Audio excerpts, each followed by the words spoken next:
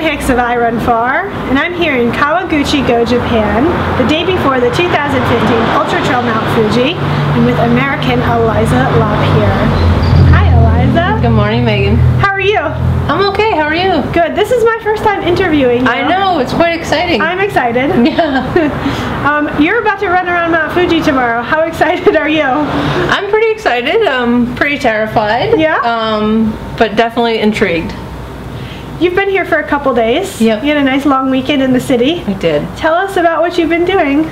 Definitely played tourist for the first few days and went and saw the sights in Tokyo and got to ride the subway and do all that Which fun is stuff. a cultural experience in itself, isn't it? Yes, coming from Vermont, it's quite different. So you saw like the entire population of your town at one subway stop. yes, we at one point saw 3,000 people cross the road at once, which was like more people than I ever see in a day. So was that the like the famous Shibuya intersection? Yes, it was. Pretty amazing. It is. The humanity. What else have you been doing? You don't eat fish. You don't even like fish. So what have you been eating here in Tokyo or Japan? That's a good question. I'm not really sure, to be honest. Luckily, I did bring some basics like oatmeal and peanut butter and some bonk breaker bars, and so I've been kind of doing some like rice and peanut butter and some protein powder and kind of piecemealing some interesting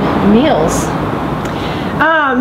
You haven't raced too much internationally. Correct. We saw you race earlier this year at Gran Canaria, the Canary Islands, where it was a bit of a sufferfest for you. You just weren't feeling good most of the day. Yeah, I definitely had stomach problems from mile 8 on. Mile 8. And couldn't eat. It was a good first 8 miles. Couldn't eat or drink, so it definitely turned into a long day. And you know, in retrospect, I probably should have dropped, but was really determined to see the island from one end to the other on foot. Despite not being able to eat or drink. Yeah. Yeah. So did you sort of walk away from that experience and walk toward this one with some new knowledge or a plan for how to counter that or not have that happen again? Or how do you do another big international race knowing that's what happened before? I'm really hoping that it was a fluke, my stomach thing. Usually in hundreds I do have stomach problems, usually around mile 80. Okay. But I'm able to kind of rebound after an hour or so.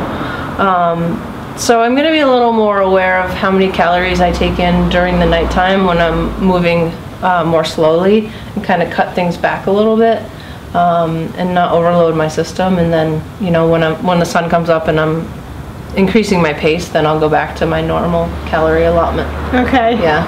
The course here it's unique in that there's a lot of roads, but then there's a lot of technical mountain sections.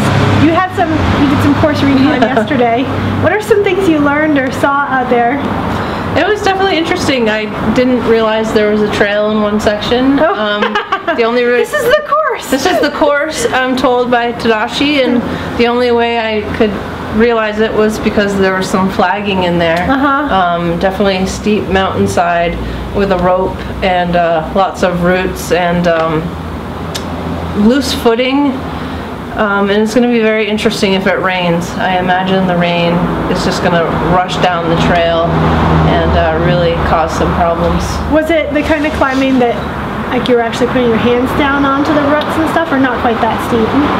It was pretty steep, and we just walked up it, and I actually just naturally grabbed the rope instead of doing the hands on. So we'll see what happens come race day, if I'm, you know, hands in front of me or on the rope, or just standing there wondering what to do. You're known as a runner that has a fair bit of leg speed. Like leg speed is just something that favors you. So given that this course has some really technical sections but then some runnable stuff in between, how are you approaching it strategically, or how are you trying to break it up? That's funny, I actually don't consider myself to have leg speed. But in preparing for this, I did like on the weekends one long mountain run and then one day on roads running 20 miles to 50K just to get prepared for both aspects of the race. I definitely want to make sure I don't burn my legs out on the flats. I want to run comfortably and smoothly, but then again, I don't want to lose time. So it's definitely a balance, and I think just knowing when I can push and when I need to like sit back and let my body recover and work through, you know, a low. I think that's really important. The road runs that you were doing, like the second long run on your weekend, were you trying to run them at what you imagined race pace was going to be here, or a little bit faster, or? Most of them were actually progression runs, so starting off, you know, fairly slow and easy, and then moderate, and then finishing strong. So usually, you know, my body kind of knows that comfortable pace, and it will find it. You know, usually in a long run, it's like a 7:20, but with the mandatory gear and the conditions, I'm not sure what it's going to be. Yeah. You know, my pack will be heavier than I've ever raced with. Yeah. So who knows? Yeah, I want to ask you about the mandatory kit. It's a pretty ornate gear list. It is. It adds, I don't know, a couple pounds to your back. I think I read in the rules that at times they may weigh your pack, and it's supposed to be, I believe, 5 pounds after you leaving an aid station, accounting in water and gear. And have you been training with a pack, or are you just winging that aspect of it? I always train with a pack, but I have not trained with a pack this heavy. Okay. Yeah. So you'll be winging the weight just a little bit. Yes, winging the weight. And are you going, because the weather forecast, as the days have gotten closer and closer to the race, the weather forecast is sort of degraded. Yes. So, you know, there's that mentality of, do I pack all of the hyper light stuff and get my kit as light as possible, or okay, now that the weather forecast is kind of like turning to crap, do I actually pack useful things? Yeah. What's that? What are you gonna do? Luckily I have a crew, so you know, it might actually come down to what it looks like when we're starting. Okay.